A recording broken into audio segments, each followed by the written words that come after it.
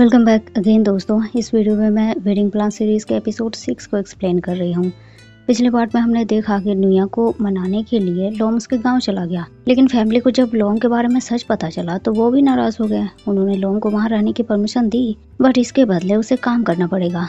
लोम तो नुया के लिए ये करने को भी मान गया। सुबह सुबह नुया जागा, सामने सरप्राइज रखा था। लोम ने कुछ ब्यूटी क्रीम्स रखे थे, साथ में नोट्स भी लिखा था। मैं तुम्हारी स्माइल देखना चाहता हूँ। नुया हैप्पी। किचन आया तो देखा खाना भी प्रिपेयर था। फ्रिज खोला, वहाँ भी सरप्राइज रखा था, उसका फेवरेट आइसक्रीम विद नोट्स। मैं तुम्हें स्माइल करते देखना चाहता हूँ। नुया घर में सबसे लेट लतीफ जागने वाला पर्सन था। लोम तो सान के साथ पहले ही काम में लग चुका था। सान आलसी तो जबरदस्ती काम में लगा था। वो खुद क्या अपने असिस्टेंट से ज्यादा काम करवा रहा था, और लोम अकेला ही ऑर्किड्स के कैन को उठा कर ले आया। उसके स्टेमिना को देखकर सान का असिस्टेंट बड़ा इम्प्रेस हो गया। उसने लोम को बॉस कहा। सान तो जेलस हो गया, बोलने लगा कि तुम सबको बॉस बोलते हो क्या। असिस्टेंट ने उसे बोला, बॉस जेलस मत हो, ऐसा करते हैं, लोम जो है बिग बॉस है और आप बॉस। और बातों बातों में दोनों चूहे बिल्ली की तरह एक दूसरे के पीछे भागने लगे। वही लोम का ध्यान तो बस ऊपर बालकनी की तरफ था। सान ने उसे बोला, अब टेंशन मत लीजिए लोम, मुझे पूरे यकीन है नुया को गिफ्ट मिल गया होगा, क्योंकि अभी घर में उसके अलावा और कोई नहीं है। तो फ्रिज खोलने से तो सब रहे। रयू 6 बजे ही ब्रेकफास्ट कर लेता है। बहन और उनके हस्बैंड बाहर गए हैं तो अकेला है नुया। असिस्टेंट भी सान की तारीफ करने लगा। हाँ बॉस सब कुछ जानते हैं, इन्हें तो एक्सपीरियंस है ना, ये तो ऐसे ही छुप छुप कर पहुंच जाते हैं रयू के रूम। नुया आइसक्रीम खाते हुए बालकनी में आ गया। लोम उसे देखकर बहुत खुश हो गया। अगेन सान बोलने लगा, वाह लोम, नुया आपसे नाराज है, फिर भी देखिए आपको दिखा दिखा कर आइसक्रीम खा रहा है कि आपके गिफ्ट उसे मिल गए हैं। लोम को इस बात से खुशी हुई। फिर उसने दोनों को काम पर वापस चलने के लिए बोला। सान बोलने लगा, लोम आप नुया को मनाएंगे नहीं, उनसे बात नहीं करेंगे, देखिए ऐसा मौका दोबारा नहीं मिलेगा, अभी घर में कोई नहीं है। लोम ने उसे समझाया, सान ऐसा नहीं है कि मैं अभी उसे नहीं मनाना चाहता, पर अगर हमारे बीच सब कुछ ठीक भी हो गया तो भी कोई फायदा नहीं है, क्योंकि मुझे फैमिली की परमिशन नहीं मिलेगी। इसीलिए मैं उन्हें दिखाना चाहता हूँ कि नुया को लेकर मैं सीरियस हूँ। तो चलो काम पर चले। नुया ने भी उन्हें जाते हुए देखा और इस बात से बहुत खुश होने लगा कि लोम कितना उसे मनाने की कोशिश कर रहा है। फिर वो भी ऑर्किड्स के बगीचे में डिलीवरी पर्सन से बात करने आया। आदमी ने बताया सारे ऑर्किड्स डिलीवर कर दिए हैं उसने। लोम भी पहुंचा वहाँ। नुया को देखकर स्माइल करने लगा। नुया थोड़ा शर्माने लगा। उसने लोम को बोला, आप ऐसे क्यों घूर रहे हो मुझे। लोम बोलने लगा, नुया अगर मैंने अभी शादी के बारे में तुम्हें सच बताया तो सुनोगे मेरी बात। नुया नाम में सर हिलाने लगा। लोम को लगा नुया अभी भी उससे बहुत नाराज है, पर ऐसा नहीं था। वो लोम से शादी के बारे में इसीलिए नहीं सुनना चाह रहा था क्योंकि उसने कल रात ही मरीन और युवा से बात कर ली थी, और युवा ने उसे सारा सच बता दिया कि नुया ने देखा है उनके पेरेंट्स कैसे हैं, बस वो तो अपनी फैमिली से फ्री होना चाहती है, इसीलिए लोम को हेल्प के लिए कहा ताकि मरीन के साथ वो फ्रीली रह सके। शादी के बाद उन तीनों ने साथ में रहने का प्लान बनाया था, और घर जाने पर भी युवा और लोम अलग रहने के बारे में सोच रहे थे। इस शादी से लोम और युवा दोनों की हेल्प हो जाती। लोम की फैमिली भी युवा की फैमिली की ही तरह है। लोम को भी बिल्कुल फ्रीडम नहीं है, इसीलिए युवा ने इस शादी के बारे में सोचा और इसकी प्रिपरेशन के लिए नुया को कहा। और उसने नुया को ही क्यों चुना, इसका जवाब अगर नुया लोम से सुने तो ज्यादा बढ़िया होगा। युवा ने नुया को बताया कि उसके और लोम के बीच कोई रोमांटिक रिलेशनशिप नहीं है, वो बस फैमिली है। मरीन ने भी नुया को समझाया क्योंकि जिस सिचुएशन में आज नुया है ठीक पहले मरीन भी इसी सिचुएशन में थी, और वो श्योर कर सकती है कि युवा और लोम दोनों उनसे बहुत प्यार करते हैं।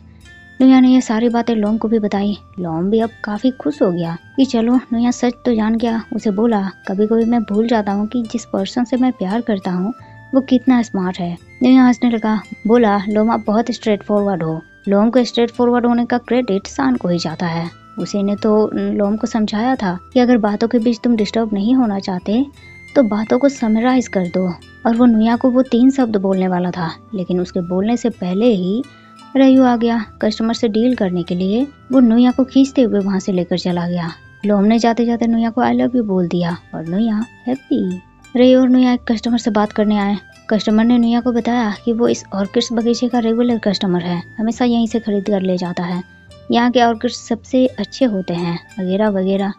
सान और लोम भी दूर से इन पर नजर रखे हुए थे। सान बोलने लगा, ये तो वही आदमी है जो हमेशा ऑर्किड्स लेने आता है और रयू के साथ फ्लर्ट करने की कोशिश करता है। मन तो करता है एक घुसा इसके मुंह पर मार दूं, पर ऐसा नहीं कर सकता। लोम को भी अब आदमी पर गुस्सा आने लगा। कस्टमर ने अपने बारे में बताया और नुया को पहाड़ के नीचे अच्छे से रेस्टोरेंट में चलकर बात करने के लिए बोलने लगा। नुया ने उसे बोला, सबसे पहले काम की बात हो जाए, लेकिन आदमी ने तो नुया का हाथ पकड़ लिया। बोलने लगा, ये सॉफ्ट सॉफ्ट हाथ देखकर नहीं लगता कि ये ऑर्किड्स के बगीचे में काम करने वाला हाथ है। लोम से बर्दाश्त नहीं हुआ, वो भागकर वहाँ पहुंचा, पर इससे पहले ही नुया ने उस कस्टमर का हाथ मरोड़ दिया ताकि आदमी को अच्छे से मालूम पड़ जाए कि ये हाथ किस काम के है और दूसरों का हाथ पकड़ने से पहले परमिशन लेना कितना जरूरी है। आदमी बेचारा मुंह लटकाकर भाग गया वहाँ से। लोम तुरंत नुया से उसका हाथ पकड़ने की परमिशन मांगने लगा। नुया ने हाथ दिया और लोम उसे खींचते हुए वहाँ से लेकर सीधे ऑर्किड्स के बगीचे में ले आया। नुया पूछने लगा, क्या हुआ लोम, आप जेलस हो रहे हो? आपको कब जेलस होने का राइट मिला? लोम बोलने लगा, नुया मुझे पता है मेरे पास इसका राइट नहीं है, पर मैं इसे अर्न करना चाहता हूँ। तुम्हें ये पता है ना कि मेरे हाथ हमेशा कोल्ड रहते हैं, पर ऐसा नहीं है। मैं जब नर्वस होता हूँ तभी हाथ ठंडे हो जाते हैं और ये तब होता है जब मैं उनके क्लोज जाता हूँ जिनसे प्यार करता हूँ। नुया का दिमाग दौड़ा, उसे याद आने लगा एवरी टाइम जब उसने लोम का हाथ छुआ, हर बार लोम का हाथ बहुत ज्यादा ठंडा रहता था। इसका मतलब लोम शुरू से ही नुया को पसंद करता है। लोम ने उसके डाउट्स और क्लियर कर दिए कि जब से उसने नुया को देखा है तब से ही उसे नुया से प्यार हो गया है। इसीलिए उसने इस शादी के लिए नुया से कहा ताकि शादी होने से पहले वो नुया के साथ कुछ खुशी के पल बिताए। पर जितना वो नुया को जानता गया उतना ही उसे नुया से प्यार होता गया और इस शादी को वो कैंसिल करने के बारे में सोचने लगा।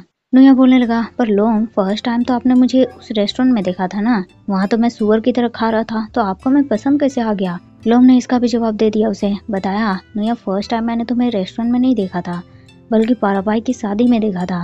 नुया उसकी बातें सुनकर अब नर्वस होने लगा। उसने लोम से अपने हाथ छुड़ाने की कोशिश की पर लोम उसका हाथ छोड़ने के लिए बिल्कुल तैयार नहीं था। नुया बोलने लगा, अगली बार से अगर ऐसे आपके हाथ ठंडे होंगे तो हॉट वाटर का बोतल पकड़ा दूंगा मैं आपको। लेकिन लोम तो हॉट वाटर बोतल की जगह नुया का हाथ ज्यादा प्रेफर करता है। नुया भागते हुए वापस घर आ गया और अपने हाथ को देखकर इस कान से लेकर उस कान तक स्माइल करने लगा। इसके बाद उसने अपने ऑफिस की जिगरी तीनों यार को कॉल किया। जेम को उसने सारी बात बताई और दो यार भी ये सब बातें सुनने के लिए कान लगाए बैठे थे, पर जेम ने उन्हें एक भी बात पता नहीं चलने दी। बस इतना बताया कि नुया को ब्रदर इन लॉ मिल गया है और फिर बातों बातों में दोनों मिलकर जेम को टीज करने लगे। बोलना था शेरनी पर बोला डरपोक पपी। इधर यीवा की माँ को उनकी दोस्त ने एक फोटो दिखाया जिसमें यीवा मरीन के गालों पर किस कर रही थी। माँ तुरंत इस बात से इनकार करने लगी। बोला, ये मेरी बेटी नहीं है, कोई और है, तुमने गलत देखा होगा। और दोस्त को तो पूरा यकीन था, आखिर अपनी इन तेज बूढ़ी आंखों से जो उन्होंने दोनों को देखा था। और इतना काफी नहीं है, बल्कि यीवा ने तो उसे नेकलेस भी गिफ्ट किया था। दोस्त को ये बात स्ट्रेंज लगी, इसीलिए वो फोटो को प्रिंट करवा कर माँ के लिए ले आई। माँ अपने दोस्त के सामने इतनी बेइज्जती और नहीं सह सकती थी। उन्होंने बोला, हाँ ये यीवा है तो क्या हुआ, बगल में बैठी लड़की उसकी दोस्त नहीं हो सकती क्या? और लड़की दोस्त एक दूसरे के गालों पर किस नहीं कर सकते क्या? इसमें स्ट्रेंज बात क्या है? दोस्त को तो उन्होंने भगा दिया, पर मन में डाउट्स तो बैठ ही चुके थे।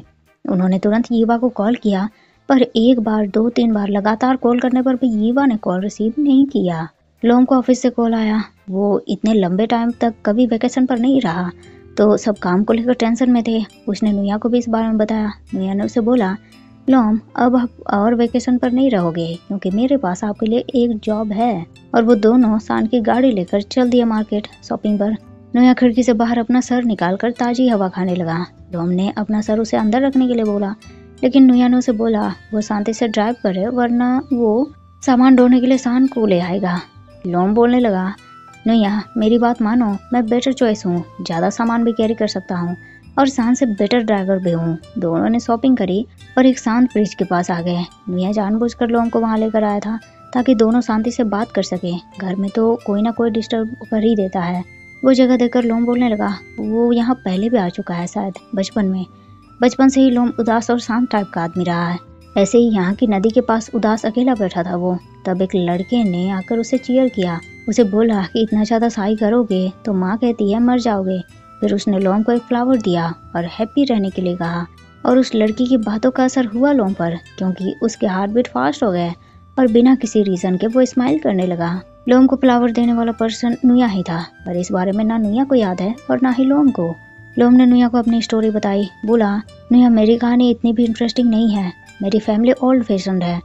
जब मुझे पता चला कि मैं वुमेन की तरफ अट्रैक्टेड नहीं हूँ तो बहुत घुटन होती थी। किसी को भी बता नहीं सकता, बस ये बात अपने ही अंदर दबा कर रखा मैंने। यीवा की फैमिली और मेरी फैमिली की अच्छी बॉन्डिंग थी, तो जब हम छोटे थे तब दोनों की फैमिली साथ में यूरोप ट्रिप पर गए थे। वहाँ हमने 2 वुमेन को किस करते देखा। इस बात से मैं थोड़ा क्यूरियस हो गया। मैंने पेरेंट्स से पूछा इस बारे में, पर तुम गेस कर सकते हो इसका जवाब क्या हुआ होगा। उस रात जब हम घर वापस आए तब यीवा को बेतहासा रोते देखा मैंने इस बारे में उससे पूछा तो उसने एक क्वेश्चन के साथ जवाब दिया कि दो वुमेन एक दूसरे को किस कर रहे हैं, क्या ये गलत है। मैंने उसे समझाया कि इसमें गलत बिल्कुल नहीं है, जैसे दो बॉयज एक दूसरे को किस करते हैं ठीक ये भी उसी तरह है। और उस टाइम हमने एक दूसरे को ओपन किया। एक 15 साल का लड़का और एक 13 साल की लड़की ने एक दूसरे का हाथ थामकर इस सीक्रेट को अपने बीच छुपाए रखा। और नुया, मैंने तुम्हें ही क्यों चुना मुझे नहीं मालूम, बस इतना मालूम है कि मैं तुम्हें खुश देखना चाहता हूँ, तुम्हें स्माइल करते देखना चाहता हूँ, वो सब कुछ तुम्हारे बारे में जानना चाहता हूँ जो तुम्हें खुशी देता हो। In short I love you Nuya. Nuya भी काफी खुश हो गया, उसने भी लोम को आई लव यू बोला और लगभग दोनों एक दूसरे को किस ही करने वाले थे कि उधर से दो लोग गुजरे।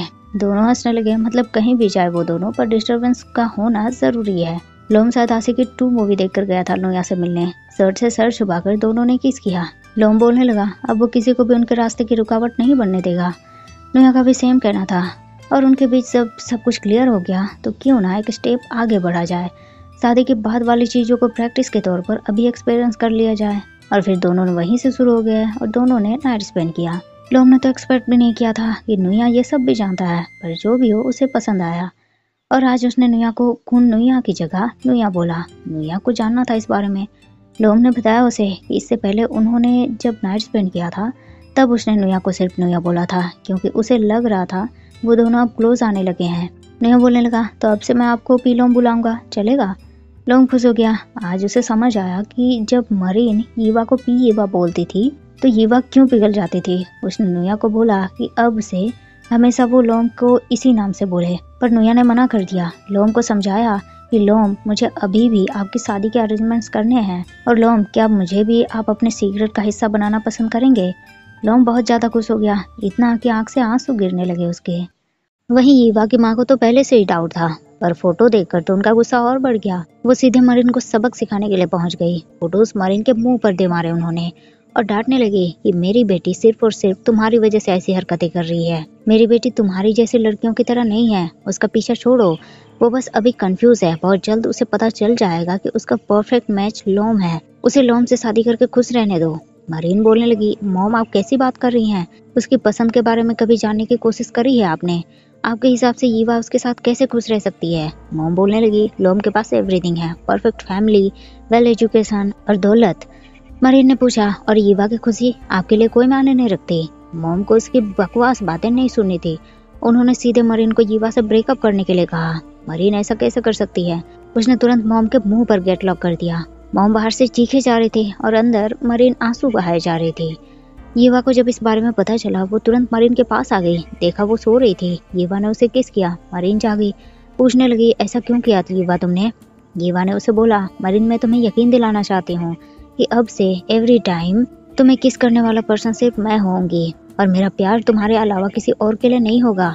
मरीन रोने लगी क्योंकि यीवा की माँ तो ऐसा नहीं चाहती, वो तो उन दोनों का ब्रेकअप करना चाहती है।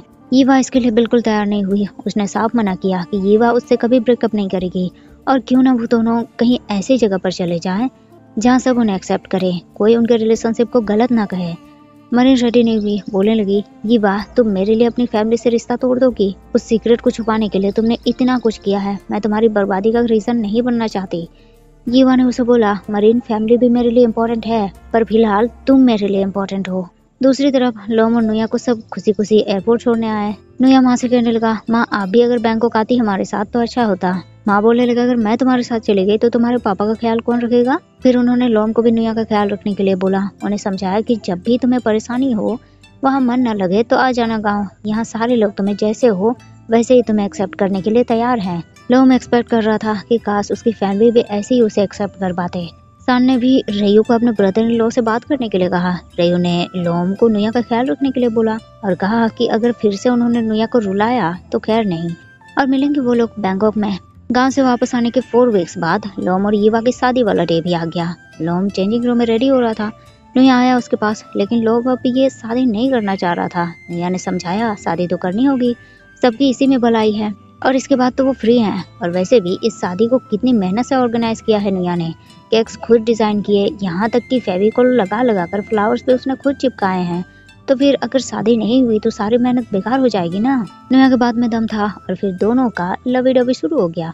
पर नुया के ऑफिस कलीग भागते हुए वहां पहुंचा। नुया को बोला ये लवी डवी का टाइम नहीं है क्योंकि ब्राइड गायब है।